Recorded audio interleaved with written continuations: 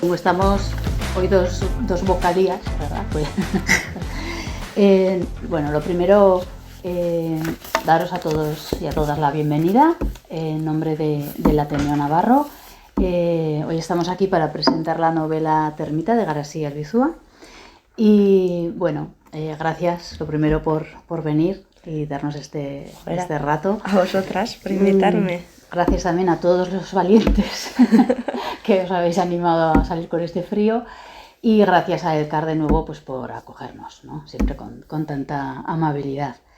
Y bueno, como os decía, esta es una presentación que hemos organizado desde la vocalía de literatura, pero también con la vocalía de Inés de euskera, pero sobre todo por un ciclo, ¿verdad?, que sí, lleva ella. No sé cómo definir la aportación mía. Es un ciclo que hemos llamado, si habéis visto el boletín, es un ciclo que hemos denominado Culturando en la vejez, que ha sido un ciclo, una iniciativa de Silvia, que está aquí en el Ateneo, y pues lo hemos enmarcado dentro de esa iniciativa. Y luego seguimos con la presentación y luego os explico un poco más por qué hemos considerado que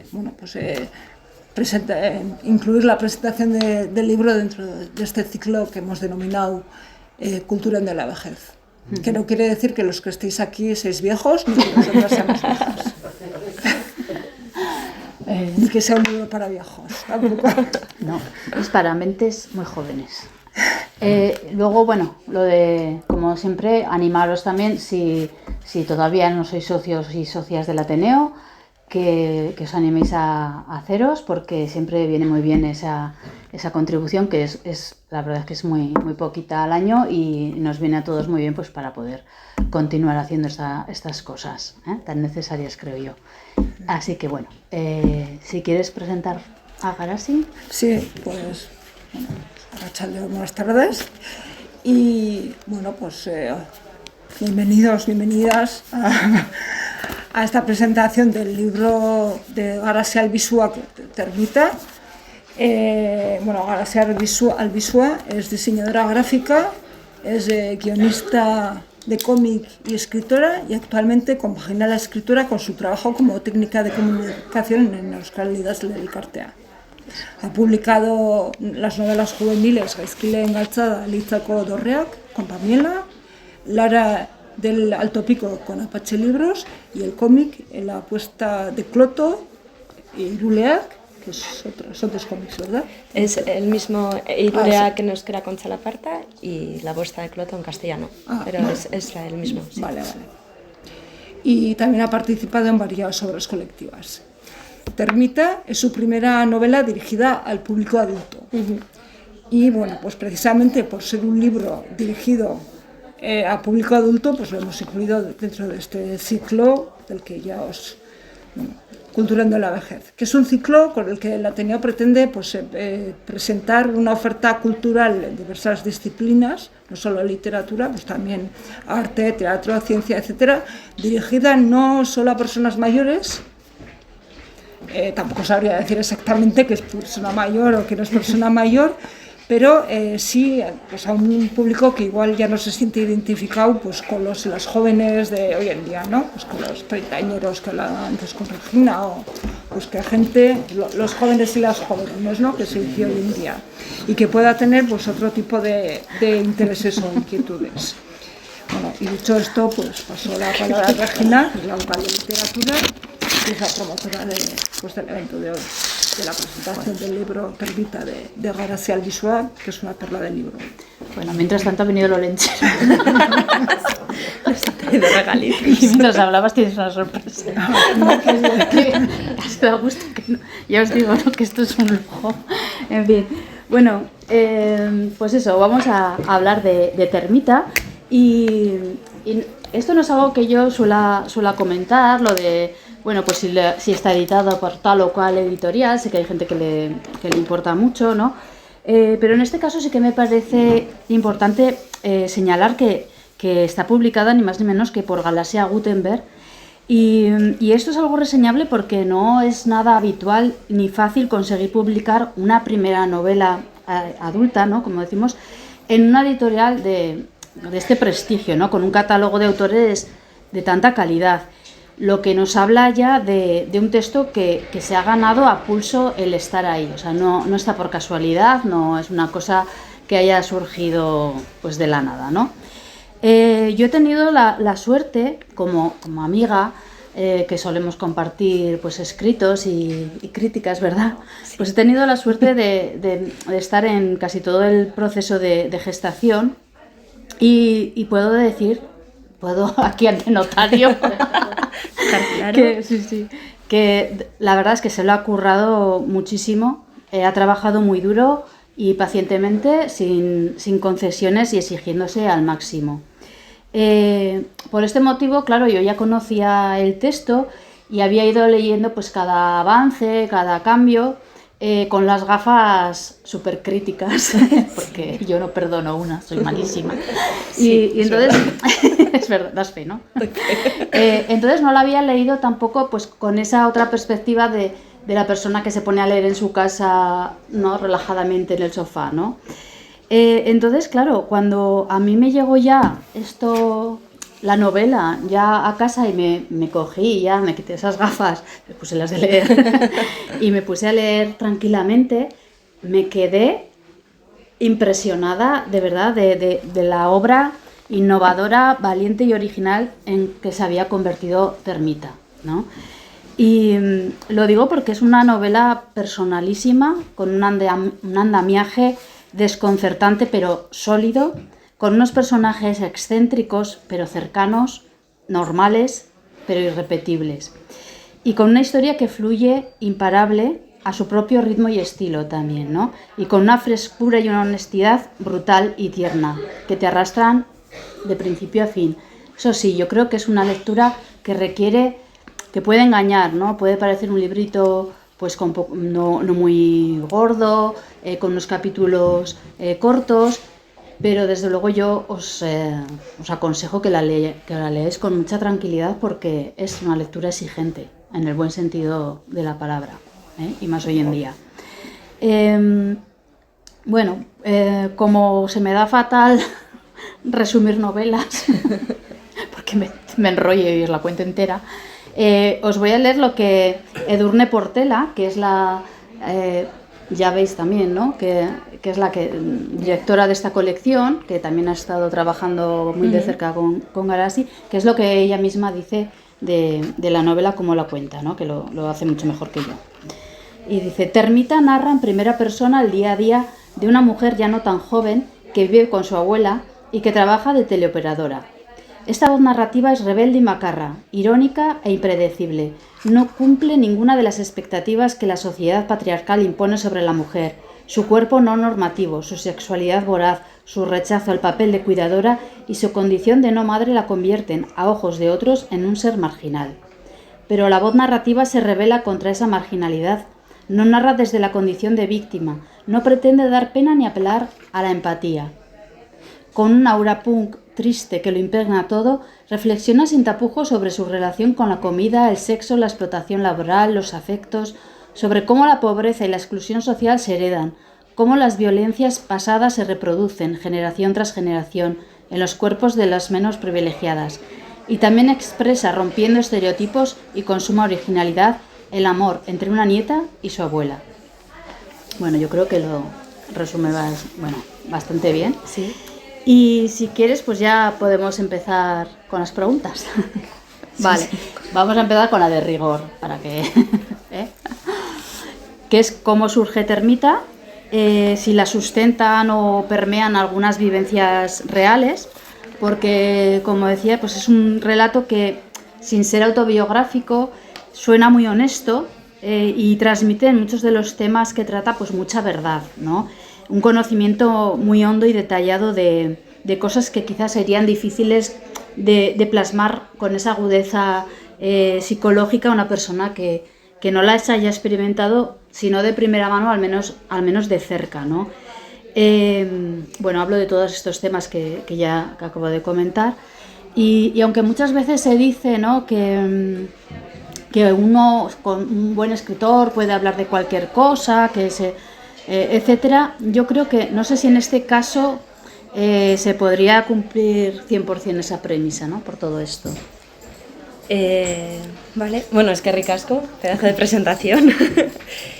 Termita surge con 2 puntos de apoyo, digamos. Por un lado está una búsqueda bastante dirigida de un tono y una atmósfera, de una mirada que tenía ganas de trabajar desde ahí, porque muchas veces cuando he escrito pues me he centrado mucho en la acción y en qué quiero contar, pero como con un camino un inicio y un final, ¿no? Y luego cuento todas las cosas que pasan. Y en este caso estaba como un poco, no es la palabra aburrida, pero me había puesto a mí misma esa erronca, decimos en euskera, ¿no? Pero ese reto de quiero buscar una atmósfera propia y una mirada. Entonces, por un lado está eso, que sí que es algo buscado, y por otro lado, sí que hay una emoción de rabia y de enfado que parte de una vivencia propia,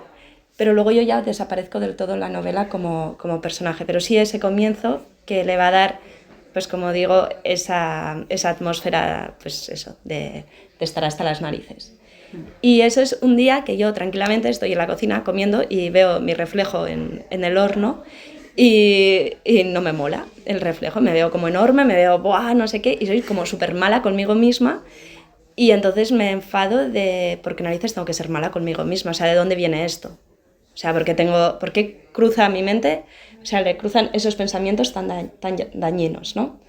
Y ese es el enfado, esa es la rabia que da comienzo a la novela. Pero como digo, luego yo ya no soy esa mujer de 47 años, pero claro que están todos mis entornos cercanos e irreconocibles, ¿no? Y creo que de ahí viene esa parte que comentabas tú de honestidad o de podernos ver ahí, porque sí que muchísimas anécdotas, muchísimas situaciones son, pues eso, las que nos pueden pasar a cualquiera. Pero trabajo esa mirada y esa atmósfera y esa voz que quería de una forma mucho más consciente, no me dejo arrastrar por esa vivencia y por lo conocido, sino que busco eso que le va a dar como originalidad también, y eso me saca fuera a mí del relato, ¿no? Y entonces ya tengo que ver a esta narradora tal y como la he construido. Entonces creo que es un poco el juego de las dos cosas, de buscar un entorno cercano, unos lugares que reconocemos de manera fácil, y a la vez de trabajar mucho una atmósfera que a mí me gustó mucho, le dije a Turnejo, eso de punk triste que has dicho me mola un montón, ¿no? Pues buscar esa mirada que quería yo, pues como esa suciedad también, pero a la vez una suciedad que nos puede molar, pues cómo conseguirla, ¿no? Entonces yo creo que va un poco ahí en esa mezcla. Bueno, sí. También decía que estaba muy pegada a la realidad, porque yo creo que también igual alguien que no ha pasado por trabajos precarios, claro, por el tema de tener que compartir casa con 220 personas y estas cosas, pues bueno, pues se ve ahí que también no mucha realidad. Y como dices, bueno, pues otro punto fuerte de la novela, ¿no?, es precisamente esa voz que dices, esa voz narrativa, que no es la voz neutra, desapegada de un narrador objetivo, ni mucho menos, sino que podríamos decir que entramos de lleno, sin fingimientos ni complejos, en una especie de monólogo interno, ¿no? Y esa manera de narrar, de narrarse, de mirar y mirarse y de expresarse con un léxico tan personal, recae, me parece, gran parte de la obra, ¿no?, del peso de la obra. Que igual que si esa voz, como dices tú, pues no estuviera tan bien elegida y tan bien medida, pues la novela no funcionaría. Entonces, te quería preguntar cómo fue ese trabajo de búsqueda de la distancia y el tono justo, de darle coherencia para que, siendo tan peculiar, ¿no?, como dices, de tan punky, pero tan tierna también a veces, de tan macarra y tan cruda, pero a veces tan bien lírica, pues eso, guardase esa coherencia y además no se perdiese en una voz demasiado excéntrica y reconocible, ¿no? Bueno, yo sé un poco, pero te lo voy a preguntar. ¿Cómo has sido? Yo creo que quería entender bien cómo es esta narradora, ¿no? Verla un poco como en el origen, o sea, intentar verla a ella, pues como ir a la raíz, si es una mujer inteligente, pero no ha ido a la universidad, qué tipo de series le gusta, qué fragmentos de novela le vienen a la cabeza cuando está en qué situación, y con eso armar como el punto de partida, ¿no? Del camino que va a recorrer la propia narración, la propia historia, y hacer que esa originalidad de ella fuera de las calles más reconocidas que luego aparecen ahí, me refiero de manera literal, un barrio, una ciudad, una calle, pero cómo lo recorre alguien que ha construido fuera de esos caminos, ¿no? Entonces era ahí otra vez mezclar lo genuino con lo conocido, y así me viene esa voz, porque ella pues tiene igual una referencia súper friki de un cómic que ha leído, pues porque a la librería en la que se mueve, en el barrio en el que se mueve, que no tiene nada que ver conmigo, venden mucho ese tipo de cómics, y a la vez pues tiene una referencia, yo qué sé, de algo más normal, en cuanto más normativo, o cuanto más reconocido, ¿no? Y las va mezclando según a qué persona, con qué persona está interactuando, o según en qué momento de pensamiento esté ella. Uh-huh. Y entonces pues no tiene nada que ver conmigo. No, pero la quería ver ahí. Digo, que a la hora de explicar este enfado, esta rabia o esta tristeza, ¿qué es lo último que ha leído? ¿Qué es lo último que ha comido? ¿Qué ropa lleva? O sea, ¿por qué para ella es importante, yo qué sé, pues tiene bragas para dormir más anchas, para que no le aprieten y no se tenga que levantar a hacer pis a la noche, ¿no? O sea, la tenía que ver hasta ahí. Y entonces podía construir a una mujer normal y cualquiera, ¿no? Sí. Pero la tenía que ver así. Siguiendo con esto, es que es lo que te iba a comentar ahora, ¿no? Que esta protagonista, que por cierto, ya nos dirás por qué eliges no darle un nombre. Bueno, tiene algunos, pero los que se dan el trabajo, etcétera, pero no sabemos su verdadero nombre. Y lo que dices es que nos encontramos realmente con una construcción muy elaborada, ¿no? de su identidad. Por un lado, como ella dice, están los monstruos que la habitan, y no son cualquier monstruo. O sea, está Pandora, Tántalo, el Cíclope, luego también, por ejemplo, se nombran pues otros personajes así como de la mitología, ¿no? Pero vamos a pararnos un poco en estos monstruos y cuéntanos un poco qué representan para ella cada uno, porque es importante, ¿no? Es una construcción como muy original y muy potente. Sí, ella dice que son voces y seres que la habitan, y a veces yo creo que son esa voz que cuando te dicen mejor estar callada, dejar la fiesta en paz, y esa voz te dice, ¿qué fiesta? Si a mí nunca me han invitado a esa fiesta, ¿no? Y dicen, no solamente no voy a estar callada, sino que voy a chillar, porque estoy hasta las narices de no estar ahí. Y entonces creo que sí que son unas voces en ese sentido un poco rebeldes, y cada monstruo representa una parte inadecuada. O sea, por ejemplo, si estoy hablando de Pandora y habla de la curiosidad, habla de una curiosidad que esta mujer no debería tener en ese ambiente, o hay en ese aspecto. Es una curiosidad, como digo, inadecuada. O si hablo del Cíclope y hablo de esa fuerza que puede tener, pero es también como una fuerza mutilada, como eso, monstruosa, un poco adecuado también, ¿no? O sea, cuando ves a alguien fuerte y estás hablando de la fortaleza de una persona, no te viene un Cíclope que devora hombres, ¿no? Que no destructivo, es muy destructivo, sí, tampoco es adecuado, ¿no? Tántalo y ese hambre que no puede saciar nunca, y todas las jugarretas que hace para intentar estar en el festín, en el banquete con más dioses, ¿no? Y luego todos los castigos que le llegan. Pero de nuevo, ese hambre que quiere saciar y esa mesa, ese lugar que quiere ocupar, tampoco es adecuado. Entonces yo creo que tiene un montón de voces no adecuadas, pero ¿para quién? Porque para ella sí lo son, y para ella además son necesarias en un montón de momentos en su vida. O sea, necesita coger de ahí para seguir adelante, ¿no?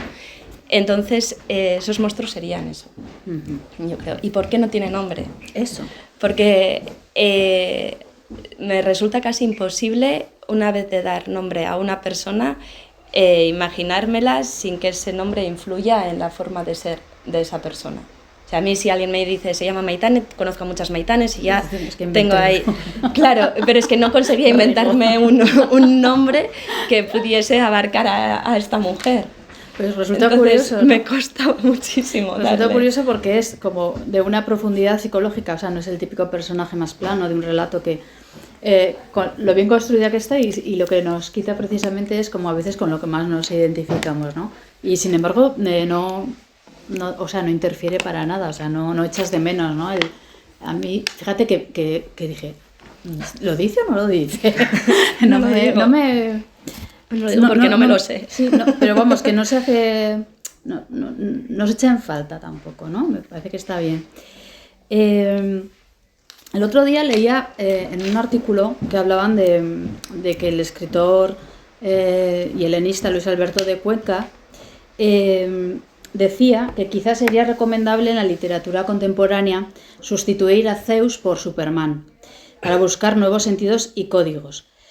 Entonces, con una protagonista, como has dicho tú antes, ¿no? Con un bagaje cultural tan ligado a lo popular, ¿no? A la cultura popular, que hay muchas referencias pues de Matrix, de Men in Black, de orcos, de yo qué sé, de series modernas, ¿no? Tipo Netflix, de ciencia ficción. Entonces me chocaba, digo, ¿por qué has elegido la mitología clásica, ¿no? ¿Qué crees que siguen aportando a día de hoy estos referentes que no puedan ofrecer pues otros más actuales y quizá que pudieran ser más próximos a esta narradora, ¿no? Bueno, has dicho Superman.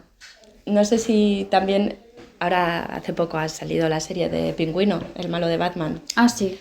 No sé si la habéis visto, pero bueno, tampoco quiero hacer spoiler. Pero tengo la sensación que muchos héroes y villanos son o buenos, o buenas, o malos, o malas, ¿no? O sea, como que es muy fácil buscar en estos símbolos, en el Superman, en el Pingüino, en el Joker. Al Joker le dan una vuelta, pero también. Sin embargo, creo que en los mitos es súper complejo. O sea, Zeus puede ser alguien a quien adorar para que te ayude, pues eso, para que no te mueras de hambre, y alguien a quien temer para que no te viole, por favor, ¿no? Bueno, eso o te zampe de una misma. O sea, creo que hay una complejidad y un todo que es mucho más interesante y que además es mucho más cercano a nosotras que esa, pues no sé, necesidad de decir esto es malo, esto es bueno. Y creo que esa épica le da en parte toda esa sensación íntima de la novela, de no moverme todo el tiempo, porque la protagonista se mueve en ambientes que pueden ser turbios, incluso tiene relaciones que son muy oscuras. Y el que ella pueda encontrar una acción dentro de una trama tan compleja que no sea simplemente está bien o está mal, pues lleva la mitología, lleva todas estas cosas clásicas, que yo he sido muy friki de la mitología y me encantaba y flipaba y me llevaba a pensar y a hacer conexiones distintas. Y creo que si lo simplifico demasiado, porque sí que aparece Matrix, hemos dicho, y yo qué sé, pero si lo simplifico demasiado, pierdo de nuevo a esta protagonista que quería yo. De todas formas, también, bueno, a mí me parece que hay una resignificación de esos mitos también, o sea que no es, ¿no? O sea que tú también le das otra perspectiva y otros significados, o sea que también está, digamos, lo que, ¿no? Modernizado todos esos monstruos, ¿no? Son suyos, muy suyos, y entonces viene muy bien porque todos los tenemos el contexto, pero no es una referencia plana, ¿no? Entonces, bueno, a mí como también soy muy fan de la mitología, pues a tope con eso también. Y bueno, y continuando con la identidad tan compleja, ¿no? de esta mujer, encontramos además otras voces interesantes en su interior que están muy vinculadas con distintos grados o modos del lenguaje, ¿no? Algunos más conscientes y otros más viscerales. Y os voy a leer un par de fragmentos para que además así, pues si no os habéis leído todavía la novela, veáis que es gusto, ¿no? El leerla, y que hablan pues de este tema, ¿no? Que a mí pues es otro tema de los que me encanta, ¿no? Entonces me ha llamado mucho la atención. En esta escena ella está pensando pues en esto del adelgazar, ¿no? Siempre que estamos pues con esa mierda. Bueno, dice, pero pienso en hacerlo y pienso además en varios niveles. La voz a ras de mi conciencia utiliza un lenguaje reconocible, entona bien cada letra, formula con nitidez las palabras, adelgaza poco a poco, no te pongas un número, el cuerpo te dirá cómo y cuándo se siente bien, escúchalo, no le debes nada a nadie, hazlo para ti. Por debajo, acomodada en la nuca, asoma una voz más ronca, habla rápido, se come algún sonido, como si tuviese miedo a que la pillaran contando un secreto. Menos 15 kilos no, mejor menos 18. Y desde algún lugar cercano al hígado asciende un murmullo carnoso, más allá del lenguaje, una sensación profunda y cavernosa que me tienta con abrazarla, unirme, dejarme llevar y desaparecer. No comer. Bueno, y la siguiente, dice, se titula el capítulo muy elocuentemente, con lo que voy a ver, un respiro. Y dice, le dice a su amiga que pruebe a cerrar los ojos, ¿no? Y a parar un poco. Y dice, se refiere a que pruebe a cerrar los ojos, a que respire el ambiente sano, a que deje de pensar, a que por una maldita vez me olvide de juzgarlo todo y de sentirme juzgada, y hacerlo desde las entrañas, desde el lugar del no lenguaje, desde la esencia bruta y primitiva que he escondido bajo tanto monstruo. Duele, abro los ojos, la luz que alumbra el castaño que tengo enfrente es preciosa.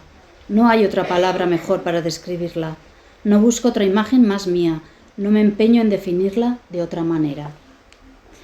Bueno, pues parece que aquí también hay una relación amor-odio, o al menos una relación difícil con el lenguaje, ¿no? Que no siempre sirve para comunicar, que es un deseo también que expresa varias veces la protagonista. Y parece también como otro monstruo que hay que aprender a atar en corto, ¿no? Para que te lleve por donde tú quieres y no te dejes pues arrastrar, ¿no? Y eso, a su voluntad. Creo que también se ve muy bien en esa necesidad que tiene desde pequeña de escribir en notas sus deseos, ¿no? Entonces, bueno, háblanos un poco de esta cosa tan interesante con el lenguaje. Sí, ella vive, claro, es que además tiene un cacao también bastante grande, ¿no? Pero como mucha contradicción. Pero vive el lenguaje en distintos niveles. En un nivel más de fuera, más ajeno, que son las palabras con las que se comunica, más impostado, porque no lo controla tanto, ¿no? O sea, cuando has leído el primer fragmento sobre lo de adelgazar, esa voz que te dice, cuídate, lo haces por ti, que bueno, luego habría que hablar si cuidarse y adelgazar es lo mismo, ¿no? Pero bueno, entonces es eso, o sea, ese lenguaje viene más de ese discurso, viene más de esto que oímos y que podemos interiorizar de manera más consciente o no, o incluso sacarlo fuera, ¿no?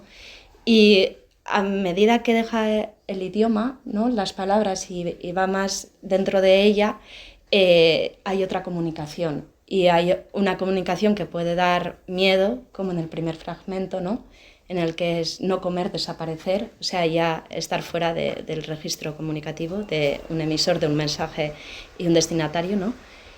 Y eso, y por eso digo que tiene una contradicción, ¿no? Porque a veces esa comunicación interna, íntima, personal, que va mucho a la emoción y que prescinde de las palabras, la puede llevar hacia algo más destructivo como no comer, o algo súper liberador como olvidarse de sí misma, ¿no? Porque también cuando tú intentas transmitir lo que sea que quieres comunicar y utilizas pues eso, un lenguaje, unas palabras, o utilizas también una manera de hablar o de acercarte o de acariciar a una persona, o, estás dándole una connotación, la tuya propia, con tus vivencias y con tu manera de ser. Entonces, en este caso, el estar tan pendiente de su forma de ser, porque ella todo el tiempo se juzga, sí. Entonces también es un poco terrible.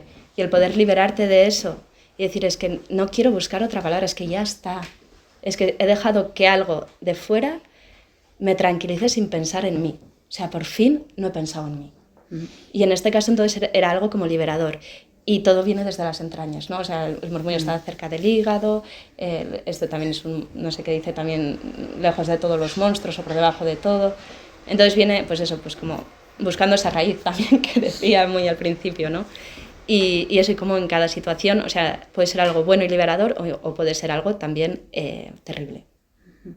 Oye, qué curioso, porque justo ayer, no sé, bueno, yo suelo llegar muy tarde a estas cosas, seguro que todo el mundo, igual ya os sueno, pero vi un vídeo de una neurocientífica que se llama Jill Bolte Taylor, ¿os suena? Bueno, pues esta mujer es que tiene un vídeo con 8 millones de visitas y digo, pues debo ser la única que no la ha visto en el mundo, pero bueno, me quedo más tranquila. Y entonces, nada, a ver, solamente que me quedé muy impactada porque ella es neurocientífica, de Harvard, dar clases y así, y entonces hablaba de que le dio un ictus y como ella mientras le estaba dando el ictus estaba analizando como científica, mira, me está fallando esta parte del cerebro porque no sé qué, no sé cuántos, ¿no? Y iba y dice, joder, esto es maravilloso, estoy viviendo cómo me da un ictus y lo estoy, ¿no? Entonces se le tuvo una hemorragia en la parte izquierda del cerebro, toda la zona del lenguaje de repente le desapareció, pero dice, fue como por un momento, claro, maravilloso porque dejé de ese momento del pensamiento, dice, una paz, una libertad, como una expansión que no había límites, que no... Dice, y luego, claro, dije, hostia, llamar a urgencias, pero me recordó... Pensé en ti y dije, ostras, qué casualidad, ¿no? Que ella, o sea, como muy... Y esto hablaba bueno, es muy interesante. Neurocientífica, no me enrollo más, pero es que digo, cómo llegan las cosas, ¿no? A veces qué casualidad. Sí. Bueno, hablemos también ahora de los espacios. Tú has recalcado la importancia que tienen los espacios, la atmósfera que está súper bien hecha, o sea, es que hueles, sientes, tocas, ¿no? Todos los sentidos están presentes.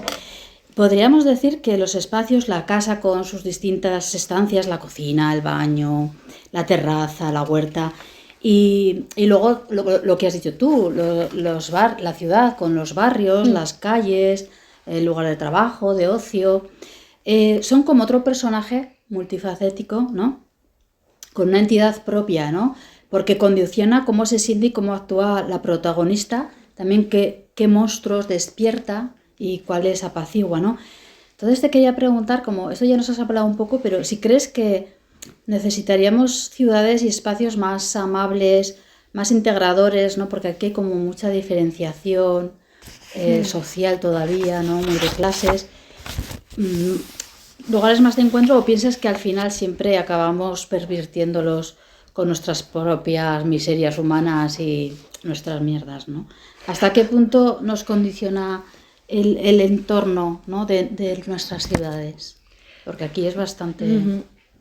Sí, yo, bueno, esta pregunta la he leído porque me la has mandado y he tenido la opción de leer la pregunta y lo he agradecido.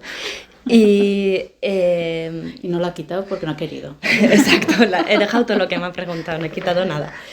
Pero cuando leía la pregunta y hablabas de lugares, me di cuenta de algo que no lo hice queriendo, pero que está.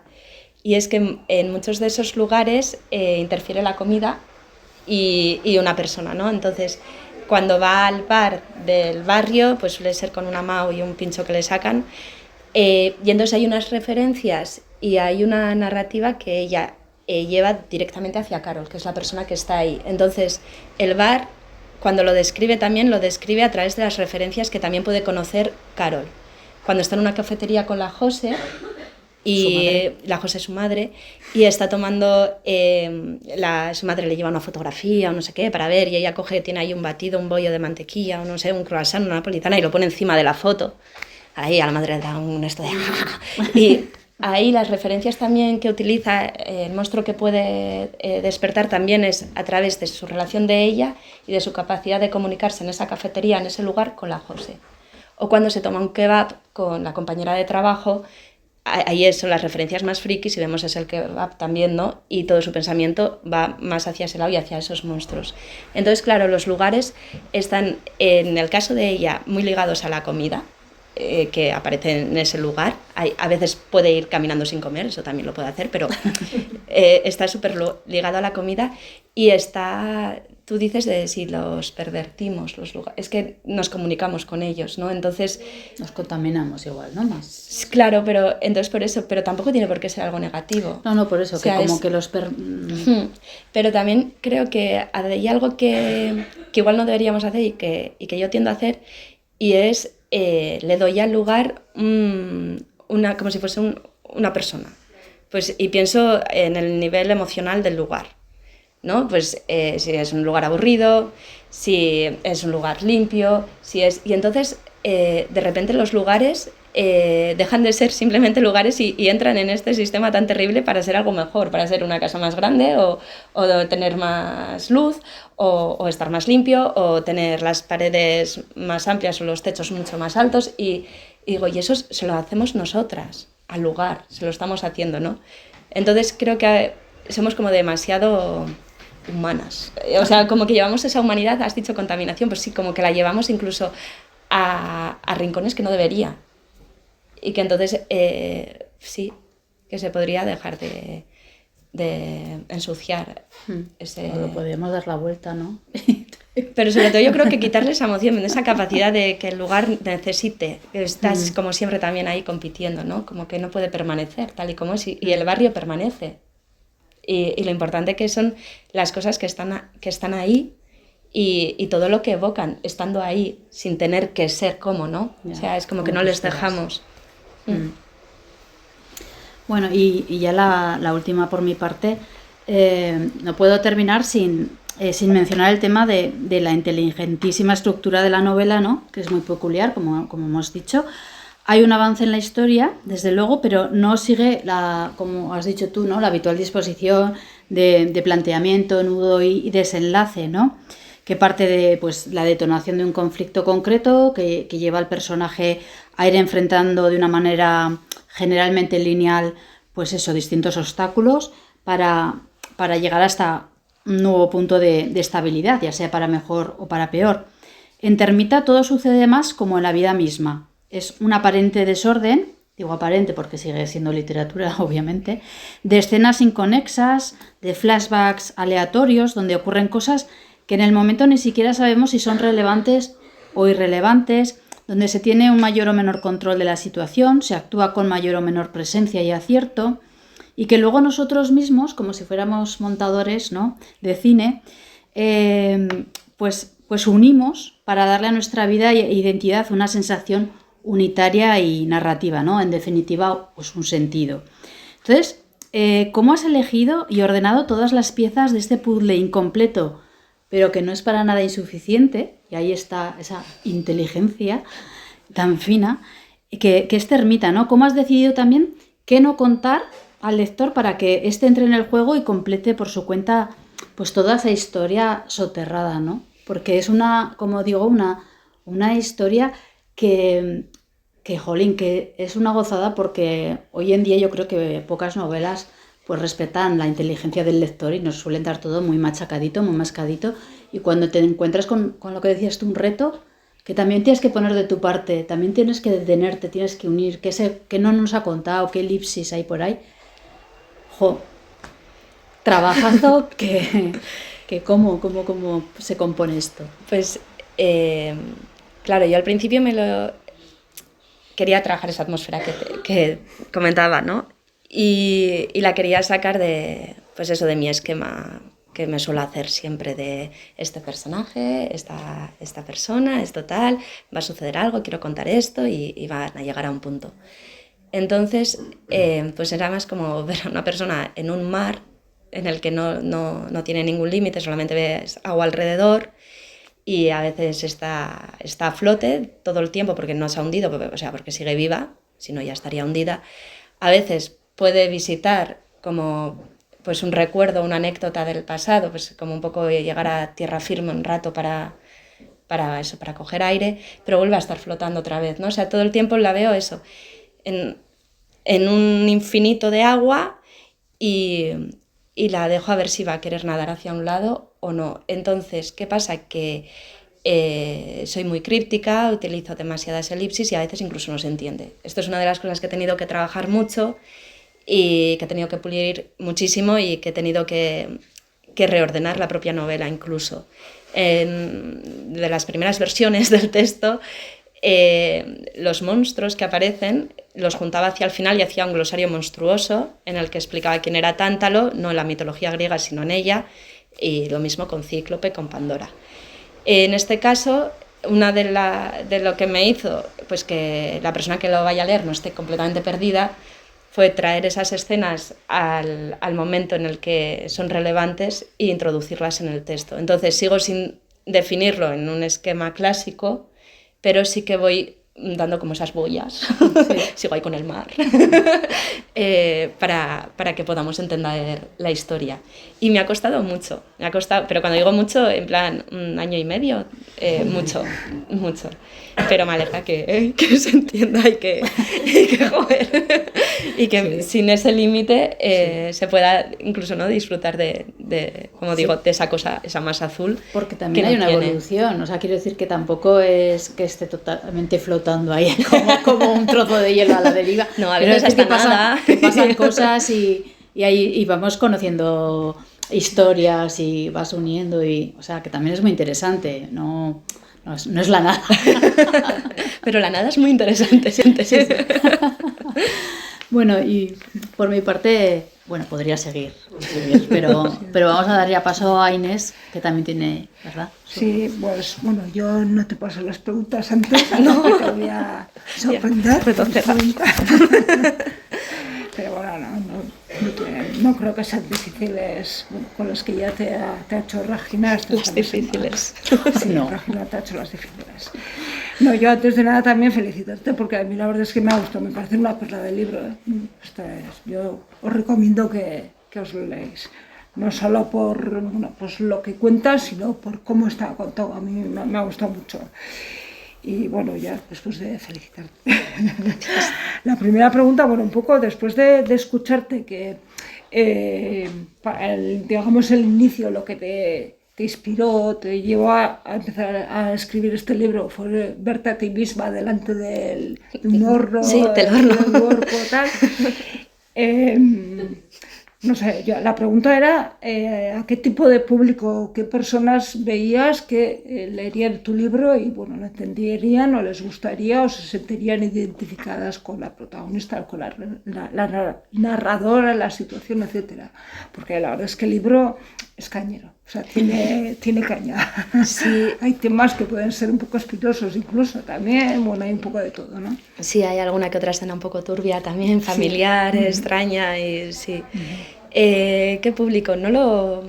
Cuando lo escribí no tenía en mente un público concreto. Sí que sabía que estaba escribiendo un texto para adultos, porque hasta entonces había hecho literatura juvenil o young adult.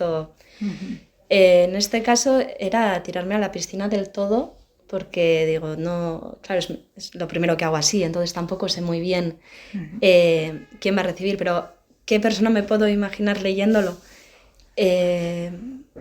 Pues claro, es que yo me imagino cualquier persona, o sea, no lo tengo muy delimitado, pero sí que creo que igual tiene empatía, pues gente que es muy normal, ¿no? Porque al final, aunque el texto tiene esa cosa macarra y estamos hablando de trabajos precarios, de estructuras familiares, de cuidados, de vivir sola, o sea, yo creo que sí que he intentado hacer una novela como muy real, aunque la novela sea ficción, y entonces en mi realidad y con las personas con las que yo habitualmente hablo y me comunico, las veo a todas como lectoras posibles de la novela. Quizá no, porque me lo ha dicho. O sea, por ejemplo, sé que a mi Aita no le ha gustado, ¿no? Porque dice, sí, porque me dice, está todo el tiempo enfadada. Sí, me dice, esta mujer, ¿por qué está enfadada todo el tiempo? ¿Qué le ha pasado? Y yo, la vida. ¿Qué pasa la vida? ¿No? Por eso yo, Aita. En plan, ¿cómo no? Pero igual él se siente muy lejos de este personaje, desde la voz que es de una mujer, ¿no? De una mujer de 47 años, a cómo ella se empodera de una manera que igual ni siquiera es la más guay, ¿no? O sea, yo creo que él sí que carece de esas referencias como para apoyarla, como para sentir esa empatía y esa cercanía. Entonces, sí, hay, en mi entorno la mayoría de personas creo que se sentirían identificadas, pero sí, también supongo que pues eso, vale. padre, Un poco creo que Regina un poco ya ha mencionado, pero sí que bueno, se ve que estas personas pertenecen a una clase social no muy alta, ¿no? Digamos. Entonces, bueno, se describen ahí algunas situaciones que a lo mejor pueden ser un poco violentas según en qué momentos. Eso por una parte. Y luego el tema, estoy improvisando esto, ¿eh? Genial. El hecho de que Tlaita sea hombre tiene algo que ver. Quizás eso sí. igual es un poco una pregunta bueno, la siguiente pregunta. Eso es muy bien para los hombres. Bueno, si quieres pasar a la segunda pregunta, porque no quiero meterme con tu Aita. No, mi Aita es muy maja, por favor, no, pero quizás sí que cueste más, ¿no? O sea, es curioso porque, por ejemplo, yo, claro, leo mucho, o sea, mucho, leo mucho. Y siempre he leído mucho. Sí, pues no sé, pues una media de 4 o 5 libros a la semana, o sea, leo mucho.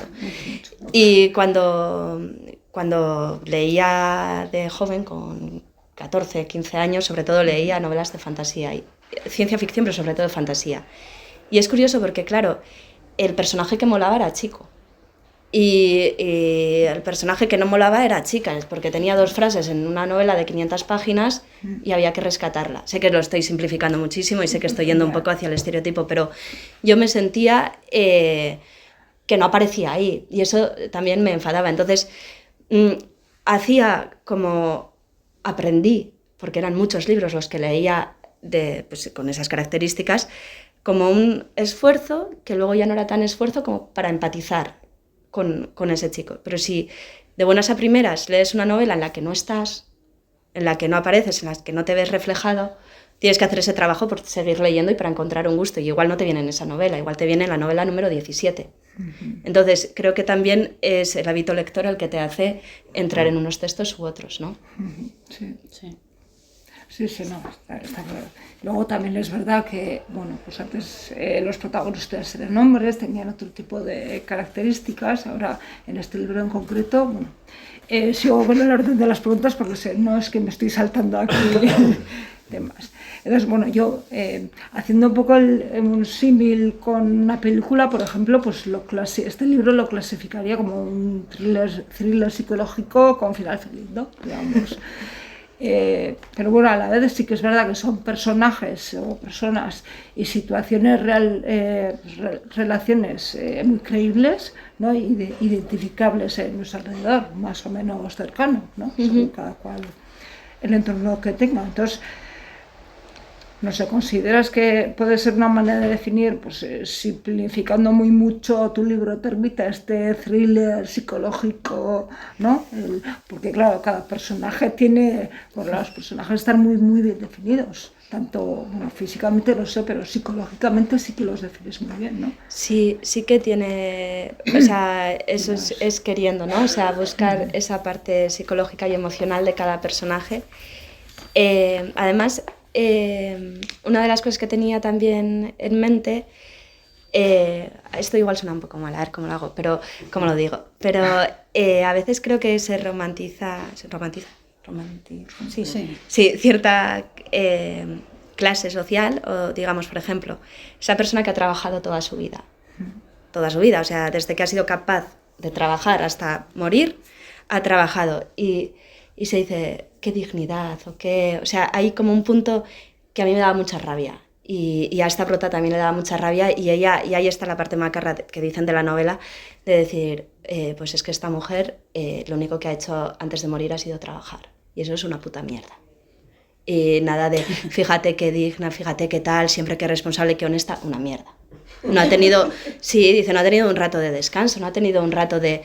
Y entonces, para poder llevar eso a cabo, ¿no? Pues sí que me metía dentro de la psicología del personaje y sí que puede tener un poco de ese thriller, ¿no? Porque además la prota en más de un momento teme perder la cabeza por y cuál va a ser la consecuencia de ello.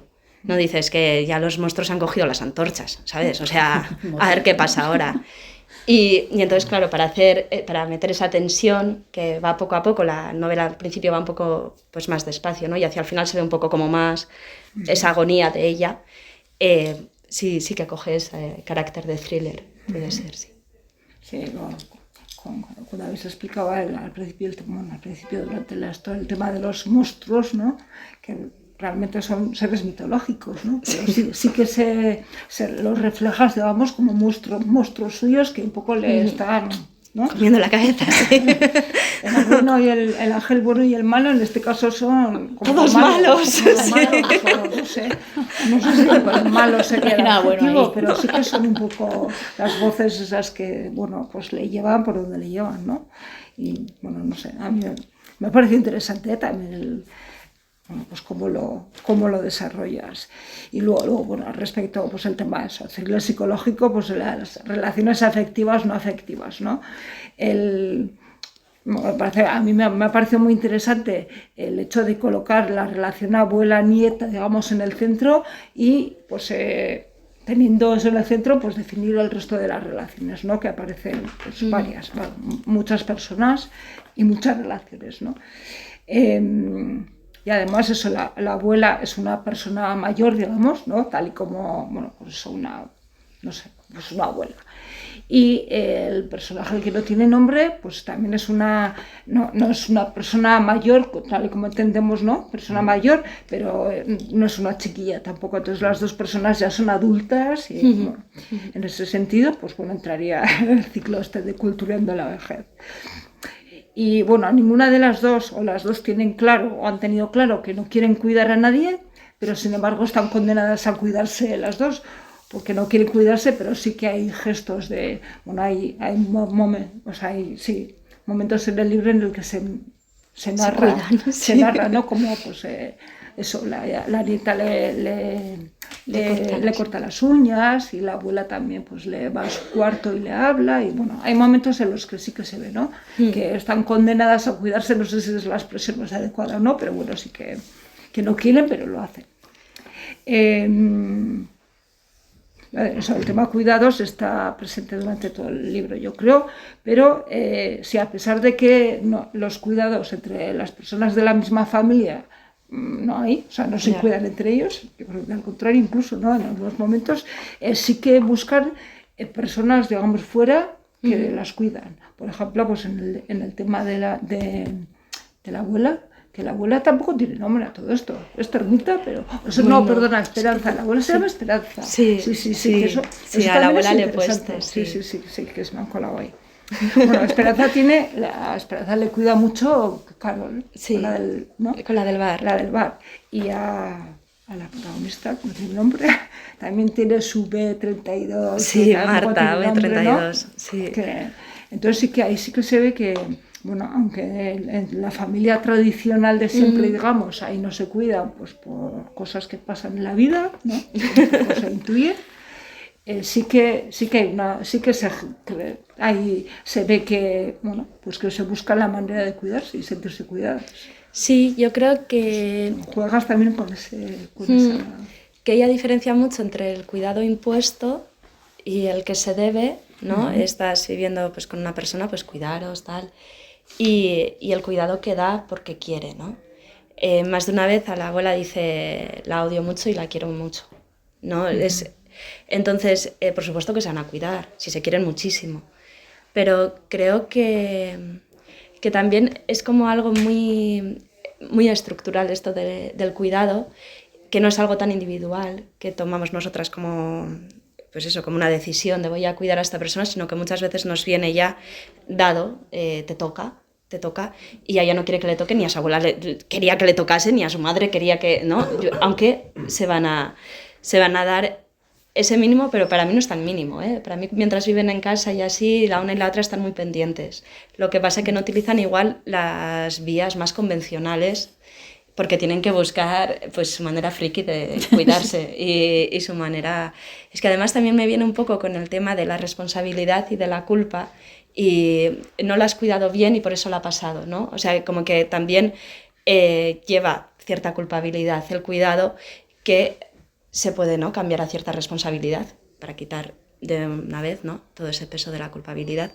Pero ella dice que no quiere cuidar ni de una planta. O sea, que es que pasa de tener la responsabilidad de que el bienestar de algo vivo recaiga sobre ella.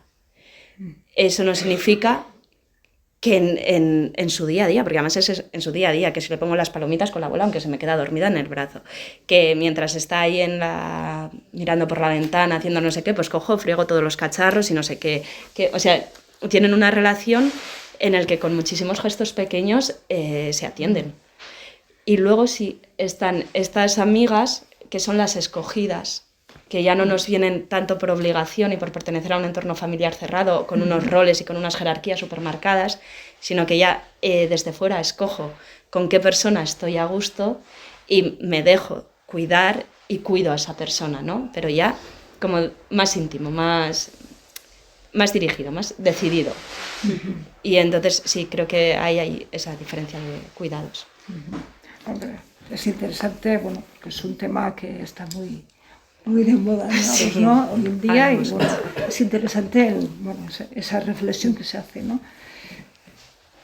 Y luego, bueno, por último también otro tema que me parece también que, bueno, está presente en todo el libro y que marca un poco también lo que es el libro, es el tema de las relaciones tóxicas, sobre todo con los hombres, ¿no?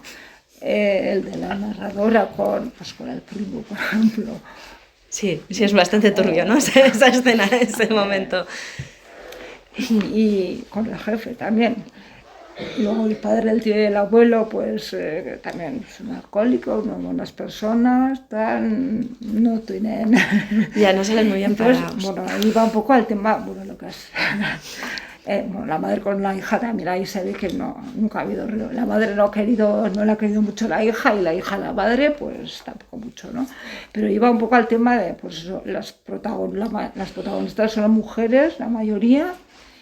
Hay algún hombre, pero los hombres salen mal parados.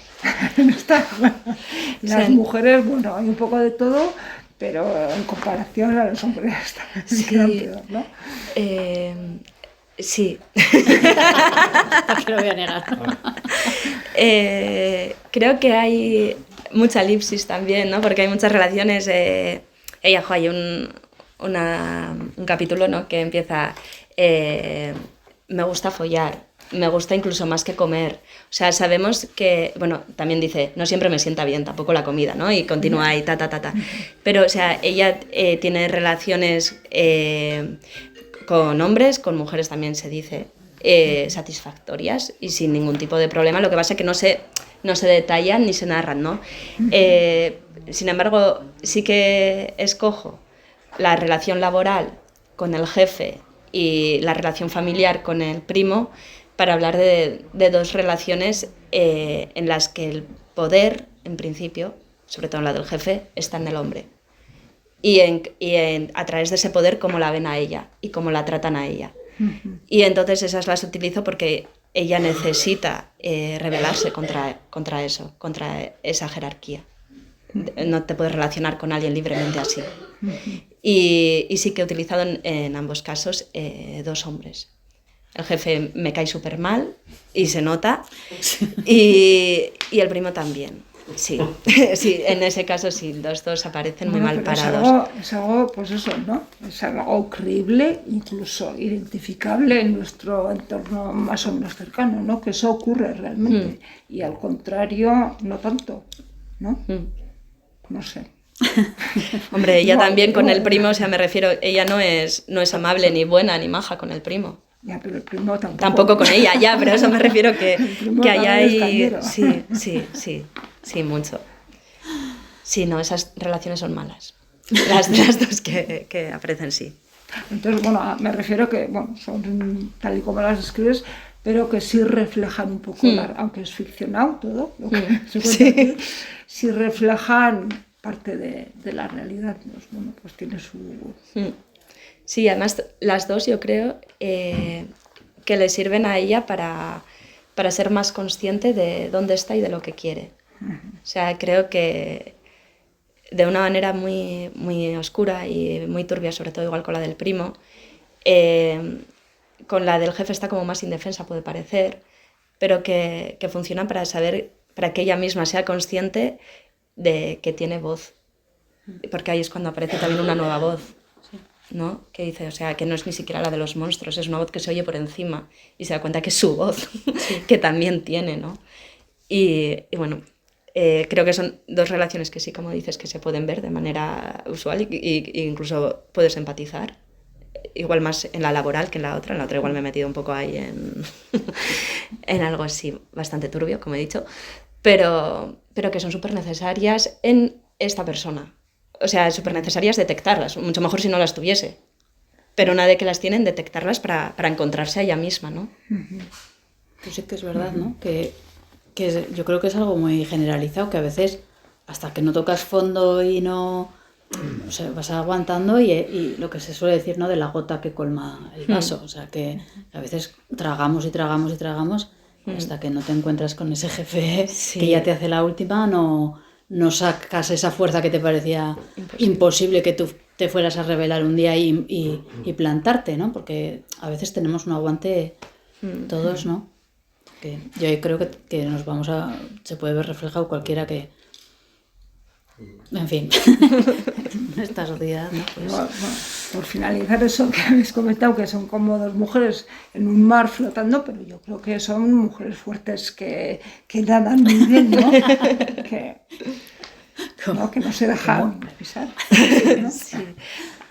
La abuela le cuesta, ¿eh? Lo de no dejarse pisar, ¿no? Yo creo que eso le da un poco de rabia a ella. Pero se ve fuerte Pero también, refleja... ¿no? Sí, porque es una mujer que sí, que puede con la casa y que puede tal, pero no es, lo que le da rabia a la nieta, ¿no? Es que no se valora. En ciertos aspectos sí. Simplemente fíjate, unos ovarios tiene la abuela. Sí, pero refleja un poco una generación sí, anterior. es verdad. Sí, pero eso con mucha fortaleza y con mucha fuerza para cosas. Salir de situaciones muy duras y con cero confianza en sí mismas y capacidad de valorarse. Sí, el trabajo, lo que dices, ¿no? De trabajar y trabajar. Pero es un poco la sociedad machista o la que no les ha dejado, ¿no? La que les ha impuesto el que ellas, bueno, pues tienen que hacerlo porque sí y ya está. Sí, y esa es la rabia no que le da vales nada, a la nieta. Tienes que tirar para adelante y ellas tiraban para adelante, ¿no?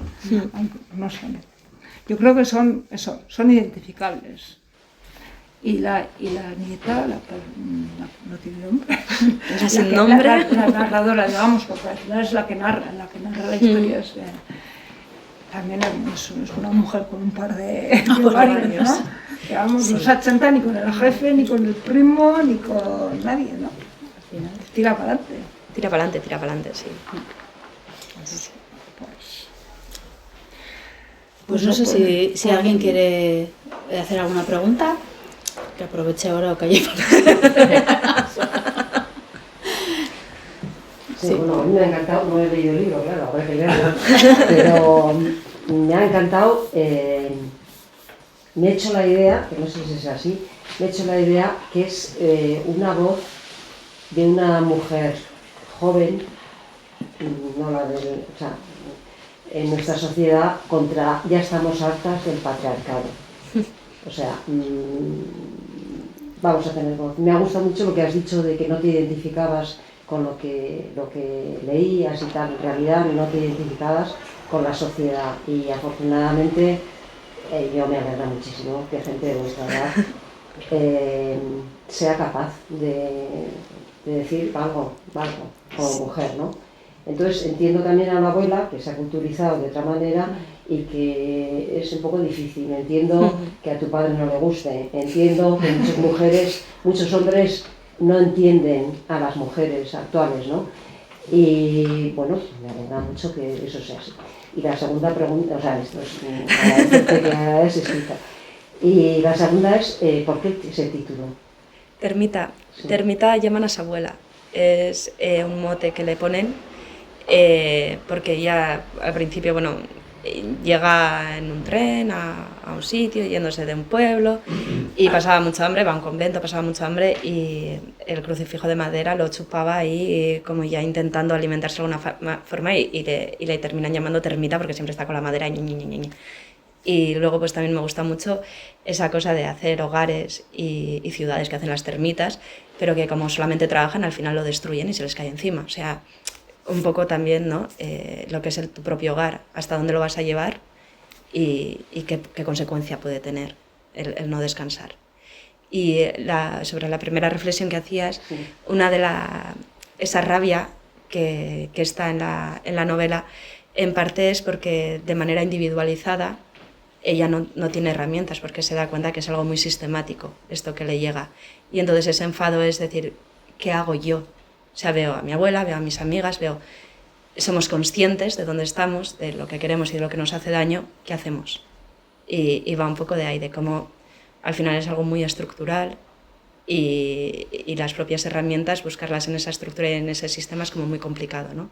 Igual incluso ni siquiera es adecuado. Entonces, ¿cómo hago para destruirlo todo? Y de ahí viene esa revolución monstruosa y mitológica que se que se está haciendo dentro de ella, ¿no? Me ha recordado también una cosa que leí hace poco, que en Corea del Sur las mujeres han dicho, cogí la noticia y ahora no me acordaba muy bien, entonces voy a leer un poco para que... O sea, que hay mujeres valientes ahora en el mundo, en muchos sitios, que de verdad dicen, hasta aquí hemos llegado. Y entonces me parece que son posturas que yo creo que, claro, pues tiene que ser así, porque yo creo que no hay que aguantar más, sinceramente. Voy a leer un momento de esto que... El fenómeno nació en Corea, que se propone parar los pies a los hombres de ultraderecha. Entonces, pues son una serie de mujeres jóvenes, ahora vamos a ver aquí, bueno, pues que van a hacer huelga de sexo y de no mantener, no sé si lo habéis leído, de no mantener relaciones ni sexuales ni de ningún tipo con los hombres. ¿Con qué intención? Con decir, bueno, que nos tomen en serio. O sea, somos la mitad de la población, hay una violencia contra las mujeres que continúa y continúa y vamos a dejarnos de tonterías de estas de hay que hacer pedagogía, es decir, vamos a...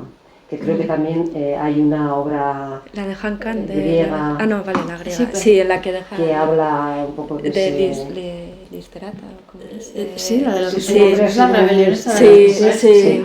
Bueno, pues es un poco en ese... Pero, o sea, el fondo de la cuestión es decir, creo que es. Ya vale, o sea, hasta aquí hemos llegado, ¿no? Entonces, me parece que son posturas... Además, mola que sea en Corea del Sur, porque justo, ¿no? Ahora la premio Nobel, Han Kang, con la vegetariana, como también ella hace... Bueno, ella se revela de una manera en la que prácticamente deja de ser, ¿no? O sea, va dejando, ¿no? De comer, ahí también está la comida. Sí, ahí también está la comida, que también, bueno, igual hablo demasiado, pero bueno, simplemente digo eso, que el tema de la comida también me parece muy interesante, porque es un tema entre vivir y morir, ¿no? Es muy...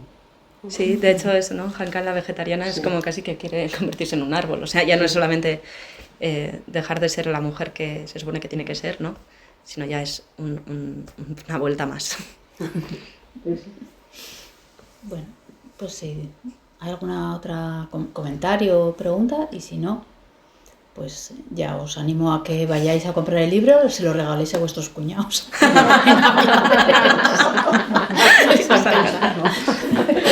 Y nada, así a modo como de regalo envenenado. Todos los cuñados, Sí, sí. A ver, me dice que está súper bien escrito y que le parece tal, pero dice, ¿pero por qué está tan enfadada esa mujer todo el tiempo? ¿No? Dice... Bueno, oye, pues nada, muchas gracias, Garasi, muchas gracias, Inés, y a todos vosotros y vosotras por haber venido.